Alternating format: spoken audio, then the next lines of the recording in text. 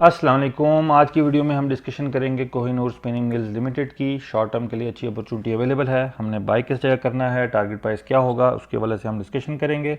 अभी से वीडियो को लाइक कर दें, चैनल को सब्सक्राइब नहीं किया तो चैनल को लाजमी सब्सक्राइब कर दें।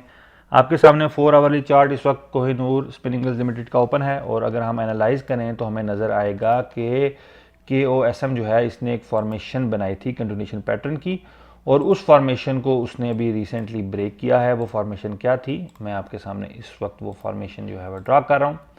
ये देखें जी, आपके सामने जो मैंने फॉर्मेशन ड्रा की है इसको कहते हैं कप एंड हैंडल फॉर्मेशन।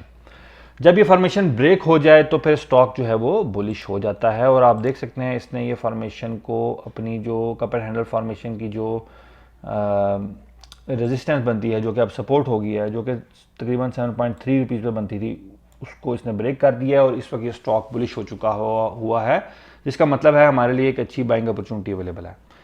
अब अगला सवाल आता है कि हमने इसको बाय किस जगह करना है और हमारा टारगेट प्राइस क्या होगा।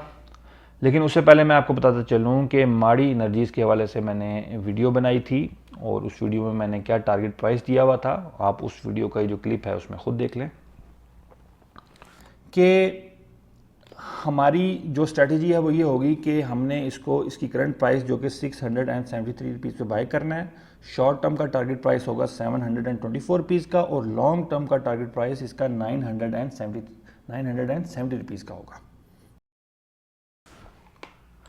अल्हम्दुलिल्लाह माड़ी एनर्जीज़ लिमिटेड का जो मैंने टारगेट प्राइस दिया था 724 रुपीज़ का, वो उसने 26 सितंबर को अचीव कर लिया।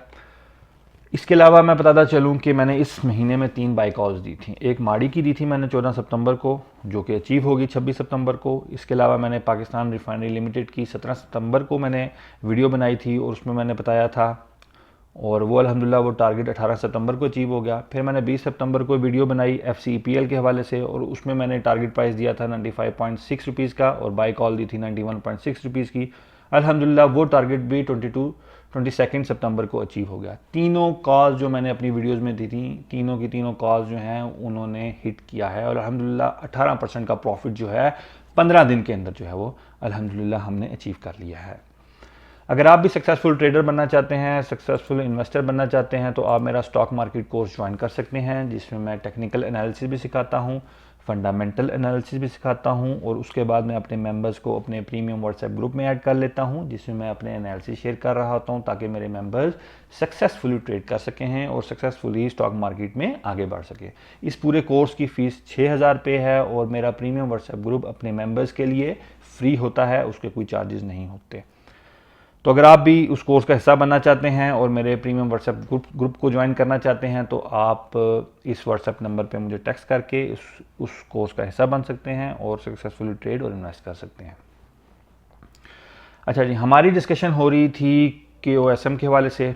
देखें, अब अगर आप गौर करें, एनालाइज करें तो आपको नज़र आएगा कि इस वक्त 7.46 रुपीज़ पर क्लोज हुआ हुआ है, जो कि इसकी जो सपोर्ट है जो कि 7.35 रुपीज़ पर पड़ रही है उसके बिल्कुल करीब है।